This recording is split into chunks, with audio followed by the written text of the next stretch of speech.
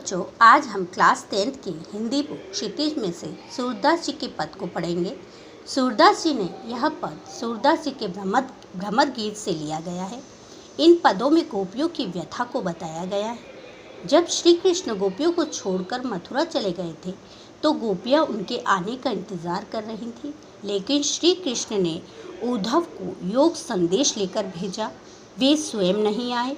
तब गोपियाँ व्यंग करती हैं तथा अपने दुख दर्द को भी बताती हैं। तो चलिए पहला पद शुरू करते हैं। उद्धव तुम हो अति बड़भागी। गोपियाँ उद्धव जी को संबोधित करते हुए कहती हैं कि हे उद्धव, तुम तो बड़े भाग्यशाली हो, क्योंकि अपरस रहत स्नेह तगाते नाहिन मन अनुरागी।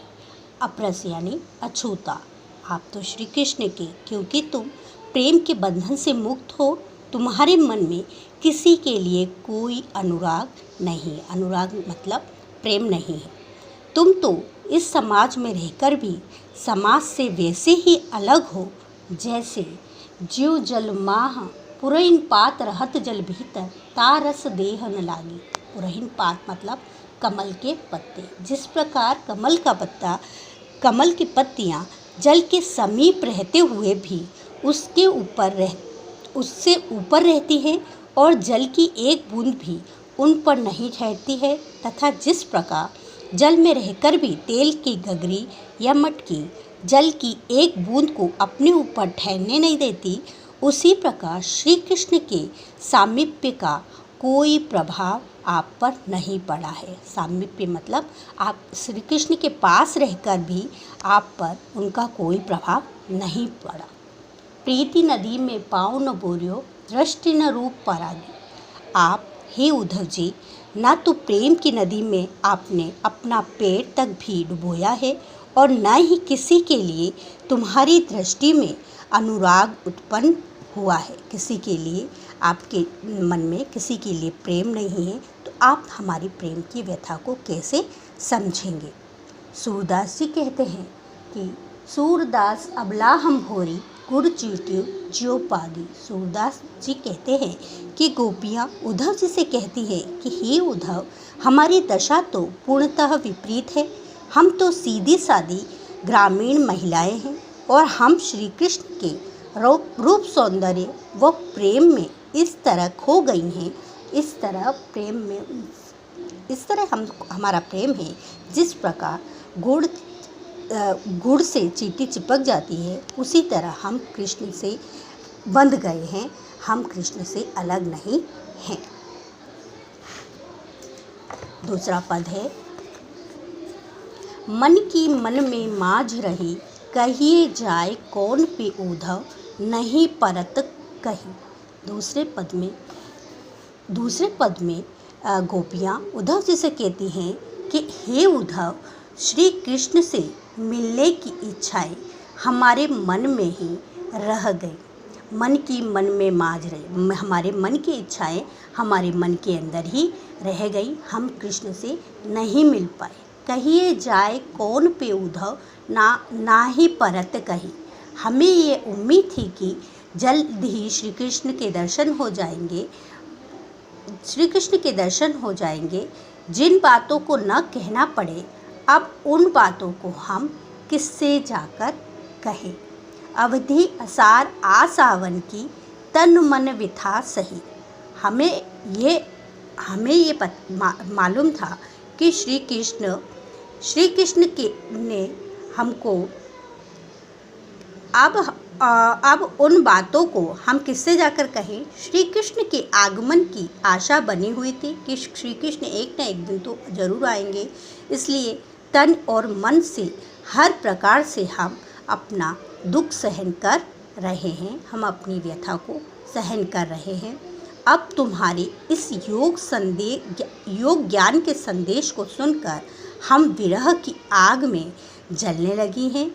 हम तुम्हारे इस योग की प्रबल धारा से बचने के लिए रक्षा की पुकार करना चाहती हैं। अवधि आधार आसावन की तन मन विथा सही। अब इस जोग संदेश ने सुन विरह ने विरह दही।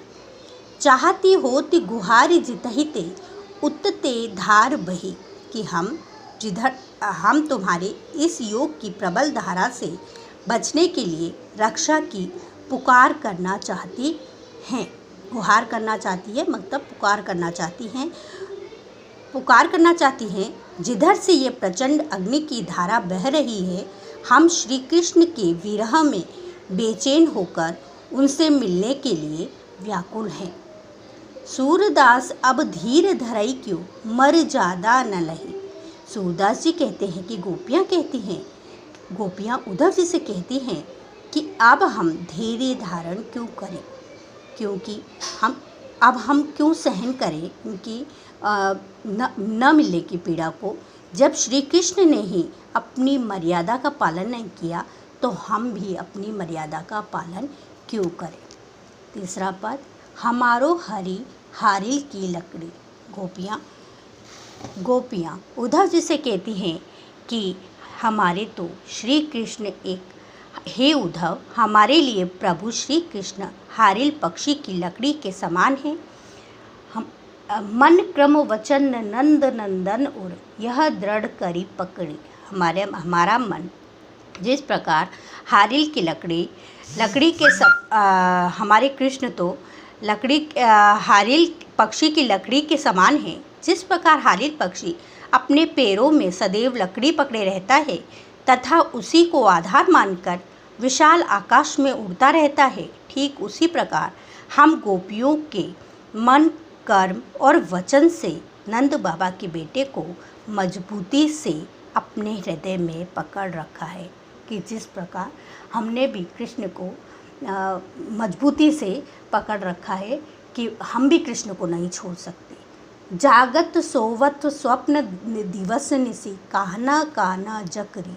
हम जागते सोते सपने में दिन में निशी रात में काना काना जकरी, अब काना काना की पुकार कर रहे हैं।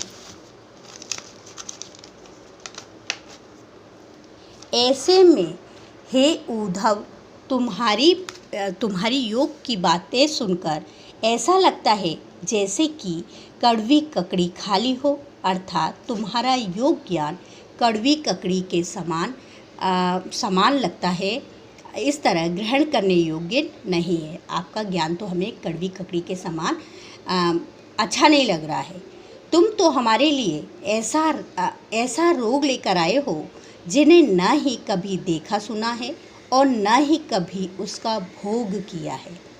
सूरदास जी कहते हैं कि गोपियाँ उद्धव से कहती हैं कि हे उद्धव, तुम अपना यह योग साधना के ज्ञान का रोग उन्हें देना जिसका मन चक्री के समान घूमता रहता है। जो चंचल हो, ऐसे मन वालों को अपना ज्ञान का संदेश दो, क्योंकि आपके ज्ञान का असर हम पर नहीं होगा, क्योंकि हम तो श्री कृष्ण के प्रेम में श्री कृष्ण से प्रेम करती हैं। इसलिए हमारी व्यथाओं को सिर्फ कृष्ण ही समझ सकते हैं और कोई नहीं। अगला पद है, हरि हे राजनीति पढ़ आए, कि हे सखी, हमारे प्रभु श्री कृष्ण ने अब राजनीति शास्त्र पढ़ ली है और उनसे यह ज्ञान प्राप्त कर वे राजनीतिज्ञ बन गए हैं।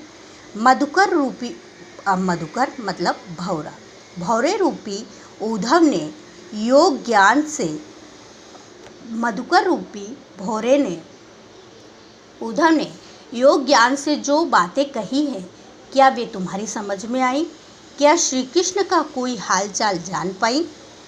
आपको पता चला, एक तो श्री कृष्ण पहले से ही बड़े चतुर थे, जिन्होंने छल कपट से परिपूर्ण प्रेम जाल में हम सबको फंसा लिया, और दूसरे अब उन्होंने राजनीति का गुरु ग्रंथ भी पढ़ लिया है। अब वे राजनीति की बातें भी करने लगे हैं और हमें भी अपने बातों के जाल में फंसाने की कोशिश कर रहे हैं। उन्होंने अपनी और अधिक बुद्धि का परिचय देते हुए हम गोपियों के पास योग ज्ञान का संदेश भेजा है। हे सखी, पहले के लोग क्या करते थे? पहले के समय में यहाँ के लोग सीधे साधे और सभ्य हुआ करते थे। पहले के लोग सीधे साधे थे और सभ्य इंसान थे, जो दूसरों के कल्याण के लिए इधर उधर घूमते फिरते थे, दूसरों के लिए बहुत से काम करते थे। हम सब उन श्री कृष्ण से अपने उस मन को वापस पाना चाहते हैं, जिसे वे मथुरा जाते समय चुपके से चुरा कर ले गए हैं। वे दूसरों को अन्याय व अत्याचार से मुक्त करवाने में लगे हुए हैं, लेकिन उन श्री कृष्ण ने ऐसे नीतिपूर्ण कार्य की उम्मीद नहीं है।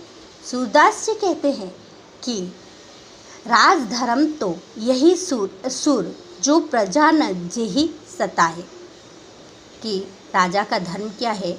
कि सूरदास जी कहते हैं कि गोपियाँ उद्धव को कहती है कि राजा का सच्चा धर्म यह होता है कि उसकी प्रजा पर किसी तरह का कोई भी अत्याचार न हो, उसे किसी तरह सताया न जाए।